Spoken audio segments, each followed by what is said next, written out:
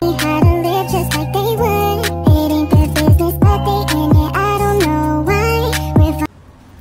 ano yun ginagawa mo ate? Naglilipit. Walang ano bang nakikita mo. So, ayan guys. Ito yung ginagamit ko. Itong lip tint ng Prestige International. 98 pesos na. Pwede sa akin yan? Oh, pwede. Kasi natural ang to. Tingnan. So pwede sa lalaki yan? Kulay pink lang to, baby blood. Yung shade niya. Ito yung pinaka-light na shade. Ha? So pwede sa lalaki yan? Pwede. Natural ang to. Tingnan sa'yo. I-try mo.